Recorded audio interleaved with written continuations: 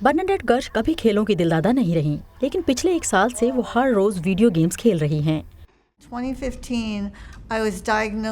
سن 2015 میں مجھ میں برین ٹیومر کی ایک بہت خطرناک قسم کی تشخیص ہوئی تھی۔ ٹیومر کے علاج کے لیے ادویات کے زیادہ استعمال نے ان کے بائیں بازو اور ٹانگ کو مفلوج کر دیا۔ بطور ایک نرس کے وہ جانتی تھیں کہ دوبارہ جسمانی حرکت کو معمول پر لانے کے لیے انہیں جلد کچھ کرنا ہوگا۔ بائیں طرف سب مکمل طور پر کمزور اور بے جان تھا۔ برناڈیٹ ٹیک کمپنی نیو فیکٹ سے متعارف ہوئیں، جو کھیل کو فزیکل تھراپی کے طور پر استعمال کرتے ہوئے پٹھوں کا دماغ سے رابطہ بحال کرنے کی کوشش کرتی ہے۔ 6 ماہ تک ہر روز گیم کھیلنے سے گرش کا بازو کافی حد تک ٹھیک ہو گیا۔ نیو فیکٹ کمپنی کے CEO اسکاٹ کم کو بچپن میں ریڑھ کی ہڈی میں خلا کے باعث اس تجربے سے گزرنا پڑا تھا۔ میری کمر کا بہت بڑا آپریشن ہوا تھا، جس کے بعد جسم کی حرکات کو معمول پر لانے کے لیے مجھے تھراپی کے مراحل سے گزرنا پڑا۔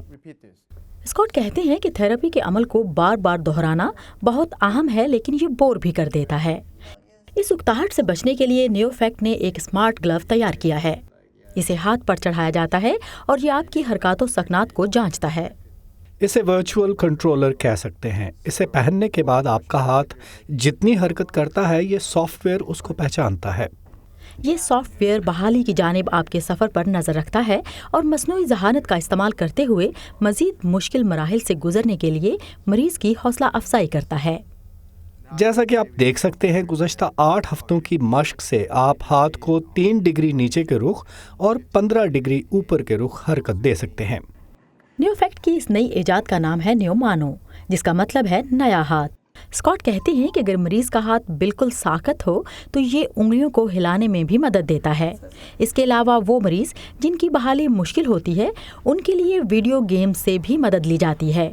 ڈیانا میچل کے ساتھ سعدیہ زیب رانجھا، وائس آف امریکہ۔